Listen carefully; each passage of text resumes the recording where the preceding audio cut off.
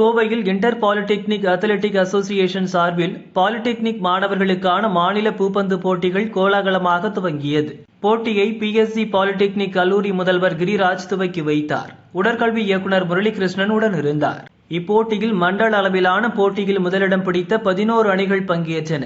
நேற்று நடந்த போட்டியில் ஈரோடு மண்டல அணி 2-0 என்ற செட் கணக்கில் திருநெல்வேலியையும், மதுரை அணி 2-0 என்ற செட் கணக்கில் வேலூர் அணியையும், கோவை மண்டல அணி 2-1 என்ற செட் கணக்கில் திருச்சி அணியையும், காஞ்சிபுரம் மண்டல அணி 2-0 என்ற செட் கணக்கில் நாகை மற்றும் புதுச்சேரி அணியையும் வீழ்த்தின.